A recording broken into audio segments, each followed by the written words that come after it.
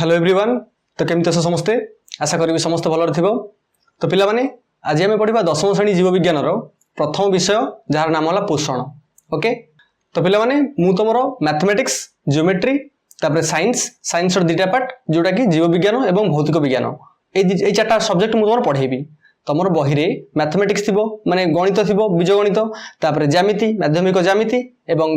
जीव विज्ञान एवं भौतिक विज्ञान यही जो चारिटा जिन रहा मुझे तुम पढ़ेबी एवं अलग सार मैंने आसिक तुम सब अलग सब्जेक्ट पढ़ेबे। ओके तो जीव विज्ञान प्रथम विषय कौन ना पोषण। तो जब आम पोषण विषय भल से बुझा तो पोषण विषय जाना पोषणटा आम क्या निर्भर करे। नॉर्मली जितेबले आम पोषण विषय पढ़ा से आम शरीर भितर आभ्यंतरीण अंग आम शरीर भितर आभ्यंतरीण अंग तार विषय पढ़ा माने केमिति आमर खाद्यटा होउची केमिति खाद्य प्रोसेस होउची जहाँ आम दैनंदिन जीवन में खाऊचे ताकू केमिति आमर प्रोसेसिंग चलती पेट भितर कौन होउची कहा द्वारा दे जाउची तो सही जिनिस आम पोषण में पढ़ा। तो पोषण विषय आमर मूल उद्देश्य रहिबो कौन आम जो खाद्यटा खाऊचे से खाद्यटा खाद्य नळी आरंभ करी मलाशय खाद्य नळी आरंभ करी मलाशय एवं मलत्याग पर्यंत सबु जिनिस आम पोषण में पढ़ा। ओके तो आशा करी समस्ते नवम श्रेणी जीव विज्ञान भलसे पढ़ी थो एवं जमती कि जहाँ भी मुझे पढ़ेबी तार रिगार्डिंग किसी डाउट रहा जब तुम न पढ़ी भी किसी असुविधा ना तुम आराम से बुझीपार भलसे बुझीपार खाली फोकसली पढ़ एवं भलसे डेडिकेटिवली है घरे निजे पढ़। ओके तो पिला माने आस क्लास स्टार्ट करवा आ बेसी समय वेस्ट करवा नहीं। तो आज आम विषय नॉर्मली पोषण किछिटा जिनिस पढ़ा जोटा कि खाद्यर प्रकार भेद पोषण इंट्रोडक्शनटा उपक्रमिकटा किसी ना किसी पढ़ा ता बादे खाद्यर प्रकार भेद खाद्य केते प्रकार कौन कौन सब से जिन पढ़ा तापर नेक्स्ट क्लास रे आम पोषण प्रकार भेद पढ़ा जमती विषयटी आमर अच्छी सेमती वेली जीवा एवं आशा रखा जमती आम कम्प्लीटली इच मंथ सबु मासरे जीव विज्ञान सबू तो गोटे टॉपिक कवर करवा। ओके पिला माने हो देख ये मे मास आम मे मास टार्गेट है पोषण कम्प्लीट कवर करवा एवं भौतिक विज्ञान कम्प्लीट करवा। भौतिक विज्ञान प्रथम विषय कौन ना रासायनिक प्रतिक्रिया एवं रासायनिक समीकरण से कम्प्लीट करवा से पूरा कम्प्लीट करवा सहित पोषण कम्प्लीट करवा एपटे जीव विज्ञान सेपटे सेमती गणित एवं ज्यामिति से अनुसार कम्प्लीट करके जावा। ओके देख प्रथम कहला पोषण पोषण कहला कौन ना शरीर में समन्वित भाव होता असंख्य जैव रासायनिक प्रक्रिया जो जीवन धारा अब्याहित रही है। तो गोटे जिन देख आम शरीर भितर विभिन्न प्रकार प्रतिक्रिया चलती आम सीना देखिपारे कि जापर आम कौन चली भितर किंतु विभिन्न प्रकार प्रतिक्रिया चलती जोटा कि जैविक हुए जोटा कि रासायनिक भी हुए ता माने कौन विभिन्न प्रकार प्रतिक्रिया जोटा रासायनिक भित्तिक होउची ना जैव भित्तिक होउची। तो तुम नॉर्मली जो मैंने आम रासायनिक समीकरण कि रासायनिक प्रतिक्रिया पढ़ी देखी कौन ना प्रतिक्रिया नॉर्मली दुई प्रकार गोटे कौन ना जैव अनुसार प्रतिक्रिया उठाबो आ गोटे रासायनिक प्रतिक्रिया कि आम नॉर्मली कौन रासायनिक प्रतिक्रिया विषय पढ़ू। ओके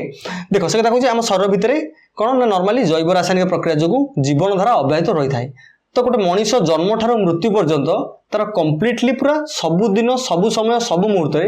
तार शरीर भितर कौन ना सब बेले गोटे जैव रासायनिक प्रतिक्रिया चलता देख जैव रासायनिक प्रतिक्रिया सब बेले तार चली जीवन में सी कहला यही सब प्रक्रिया शक्ति आवश्यक जितेबले गोटे जिनस हम से ऑब्वियसली शक्ति दरकार मत कह तुम जितेबले मनकर गाड़ीटा भी चलाउच गाड़ी कौन कर किक मारुच तापर चक्का कौन करुच्ची घूरला माने तुम आगू जाऊच कि तुम जो साइकलटा भी चलाउच तुम पेडलिंग करुच माने कौन तुम पावर देल शक्ति देल बोली से पेडाल पर शक्ति मारल बोली से चेन साहाय्य पछ चक्का को टाणिला पछ चक्का टाणला माने पछ चक्काटा सेमती आग चक्का को टाणिला तो एमती है कि साइकलटा गति कला। तो जेकोसी जिनस भी हो आम जीवन में जहाँ भी चलू सबुठी ना सबुठी आमर कौन किसी ना किसी प्रतिक्रिया दरकार किसी ना किसी शक्ति दरकार किसी शक्ति देले ही आम जाके प्रतिक्रिया हो पार। ओके से कथा आम शरीर में घटे सी कहला यही सब प्रक्रिया शक्ति आवश्यक जितेबले शरीर भितर जैव रासायनिक प्रतिक्रिया चलुची निश्चय भाव में शक्ति आवश्यक हम। तो शक्ति कौट आसो ना ऑब्वियसली आम खाद्य आसो आम जहाँ खाइबा से अनुसार शरीर तार काम करिवो। शिखला ता छड़ा कोष टिश्यू तथा अंग प्रत्यंगर गठन अर्थात शरीर गठन एवं शरीर वृद्धि और मरामती निमंते विभिन्न उपादान दरकार। से कहले जे देख ता छड़ा कोष टिश्यू तथा अंग प्रत्यंगर गठन मते कह तमे जितेबेले छोट थिल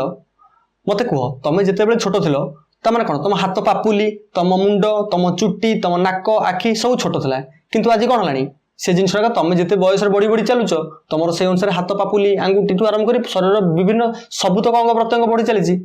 कहीं ना विभिन्न प्रकार कोष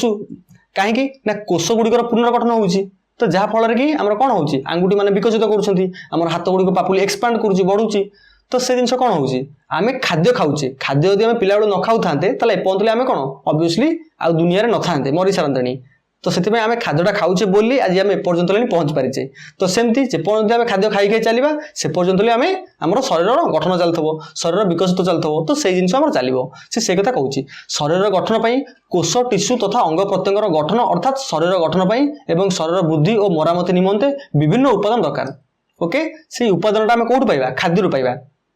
शरीर भीतर कोष भी अच्छी देखिए प्रति कोष गुड़िक प्रति छोट छोट प्रति कोष जहाँ भी कोष देखो शरीर भितर पूरा छोट छोट छोट छोट कोष और छोट छोट कोष मिसिकी ही आम गोटे विराट बड़ शरीर होती जमती आम कहे छोट छोट बिंदु पानी मिसिकी बड़ समुद्र होती सेमती आम शरीर छोट छोट छोट छोट सूक्ष्म सूक्ष्म कोष मान नहीं आम शरीर गठन होती ओके तो से कहला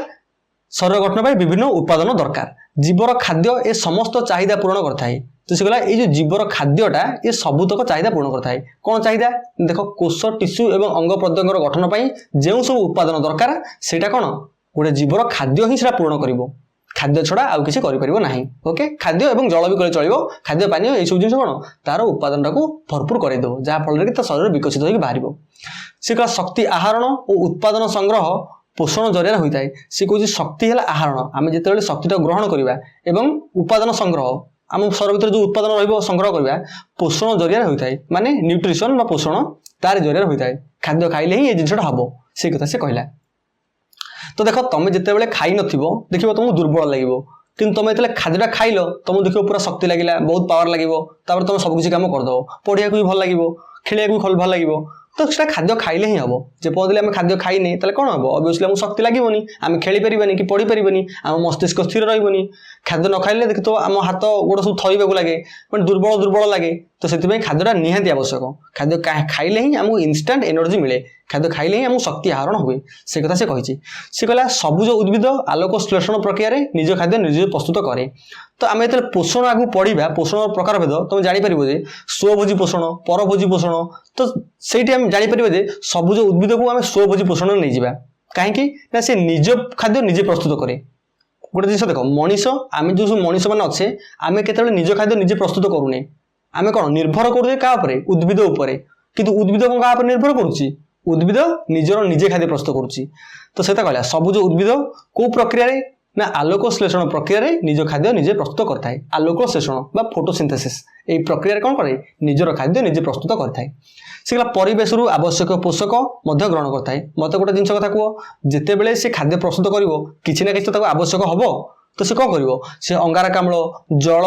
तापर आमर कौन विभिन्न प्रकार सूर्य किरण अंगारकाम्ल जल सूर्य किरण यही सब जिन नहीं आमर कौन हो सी खाद्य प्रस्तुत कर से जो प्रक्रिया को आम आलोक श्लेषण कहवा आम आगू पढ़ा आलोक श्लेषण विषय पढ़ा कौटा अंधकार प्रक्रिया कौटा आलोक प्रक्रिया तो विभिन्न प्रकार आम पूरा भितर को तार जा गोटे जिन पढ़ाई से जिन भलसे पढ़ा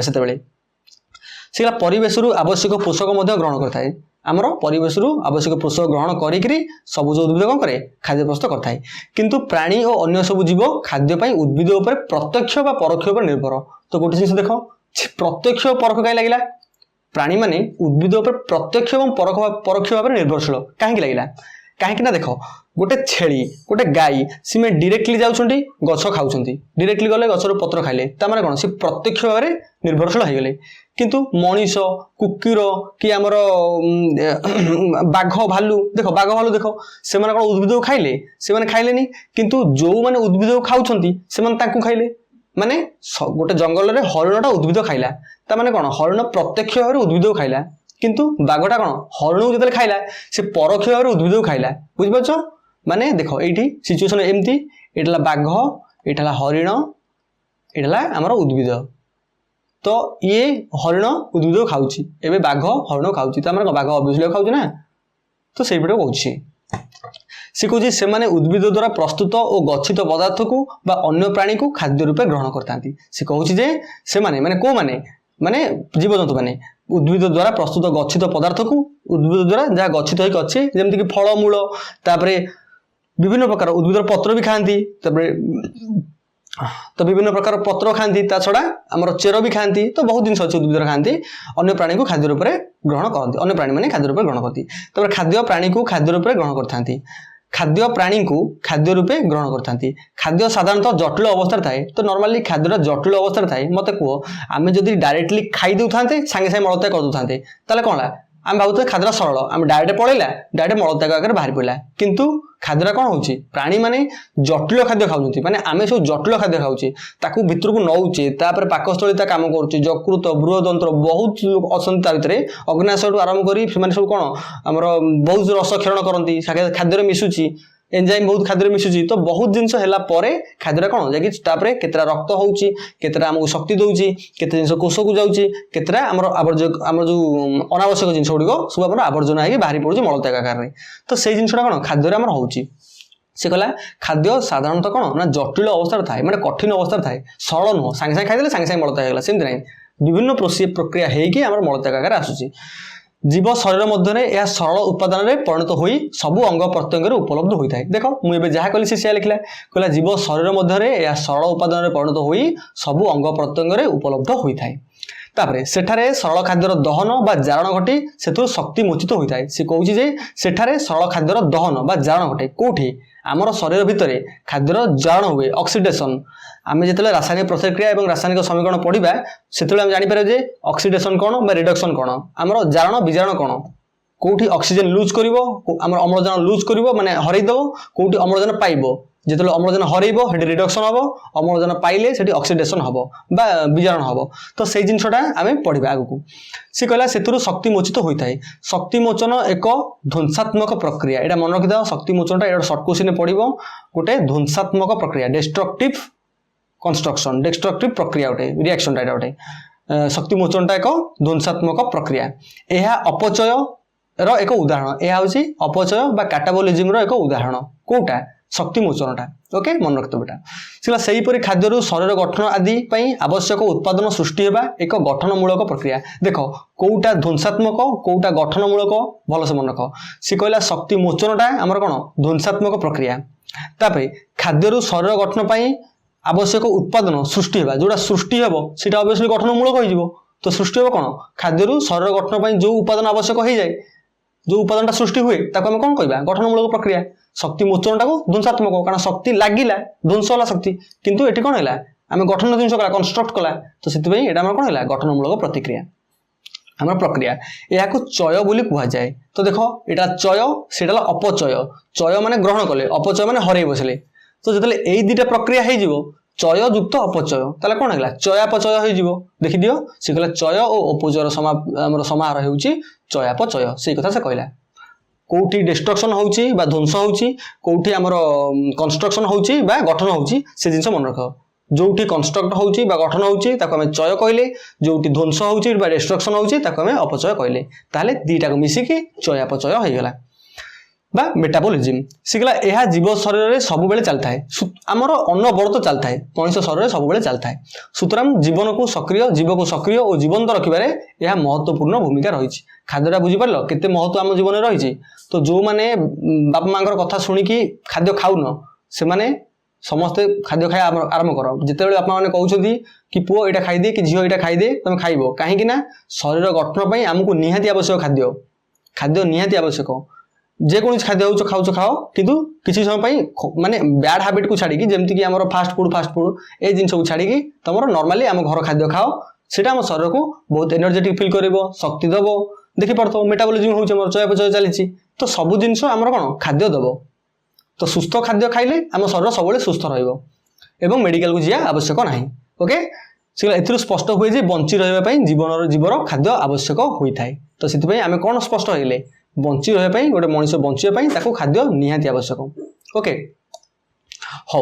तो बर्तमान देखिए खाद्यर प्रकार भेद ओके बर्तमान आम उपक्रमिका पढ़ीदे आम भितर को खाद्य खाऊे कहीं ना आम शरीर गठन हम शक्ति आसो क्या चय क्या अपचय ए विषय में प्रथम विषय भलसे पढ़ले एवं देखिए खाद्यर प्रकार भेद आम जो खाद्य गुड़िक खाऊे कौन सब खाद्य सामान कौन मु भात जहाँ खाऊँ डाली भी जहाँ खाऊँ कौन भात जहाँ अच्छी डाली से अच्छी तो से जिन भलसे देखा गोटे जिन देख सी कहला रासायनिक गठन कार्य और शक्ति प्रदान करी क्षमता पर निर्भर करी आमे खाउतबा खाद्य को मुख्यतः 6 प्रकार में विभक्त कराई तो पचार तो खाद्यर प्रकार भेद खाद्य केते भाग विभक्त तुम कह 6 भाग विभक्त कौ दृष्टि ना रासायनिक गठन कार्य और शक्ति प्रदानकारी क्षमता पर निर्भर करी खाद्यर आम 6 प्रकार। देख प्रथम आसला कौन ना श्वेतसार। श्वेतसार को कहुए कौन देख प्रथम आसला कौन ना श्वेतसार। श्वेतसार को कौन कहुए ना कार्बोहाइड्रेट से कहला श्वेतसार। शर्करा एवं मंडद देख शर्करा बा सुगार्स एवं मंडद बा स्टार्च। तो देख मु इंग्लिश टर्मटा कहीं कहूँ तुम मैंने जिते फ्यूचर आगू साइंस नहीं पढ़ बायोलोजी जो पढ़ नहीं से समय तुमको सुगार स्टार्च से डायरेक्टली कहीदेवे सीटा कहबेनि श्वेतसार मंडद ये जिनस तुमको कहबेनि ओडिया तो स्टार्च सुगार ये कहीदेवी। तो जिते तुम शर्करा जानीगल स्टार्चटा तुम जो हायर क्लास रे पढ़ो तुम ऑब्वियसली जान कि नहीं शर्करा कथा कहते तुमको स्टार्च कहे तुम जापर मंडद विषय कहते। ओके से देख शर्करा एवं मंडद आम खाऊा खाद्यर प्रधान श्वेतसार। आम जहाँ सब खाऊे से श्वेतसार भितर प्रधान कौन रुख्य कौन ना शर्करा आ मंडद इला प्रधान श्वेतसार। तुम जिते श्वेतसार जातीय खाद्य खाऊच तार भितर आइदर शर्करा थी ना मंडद थी से एक कहूँ। आलू भात रुटी में प्रचुर परिमाण मंडद थाए। तो गोटे जिन देख मंडद कौन थाए ना आलू भात रुटी जहाँ तुम खाऊच आलू खाऊच भात खाऊच रुटी खाऊच से कौन थाए मंडद थाए प्रचुर परिमाण मंडद थाए। चीनी गुड़ तापर आदि सुक्रोज थाए। देख चीनी गुड़ आदि कौन थाए ना सुक्रोज और फल रस पनीपरिबार ग्लुकोज जातीय श्वेतसार अधिक परिमाण में थाए। तो भल मन रहा चीनी गुड़ आमर कौन आउ चीनी गुड़ ये चीनी गुड़ आदि सुक्रोज थाए तापर फल रस पनीपरिबार आमर ग्लुकोज थाए। तो नॉर्मल तुम जानिथबो जेतेबेले जन को आमर कौन शक्ति विहीन फील हुए जमती जन दौड़िला टाइम रे ग्लुकोज पानी पीए कहीं से श्वेतसार थाए। श्वेतसारटा आमको एनर्जेटिक फील करेबो माने आमको शक्ति दबो दौड़िया पाई। तो से कौ खाद्य कौन रहा जाना दरकार भात रुटी आमर कौन गुड़ सॉरी भात रुटी आमर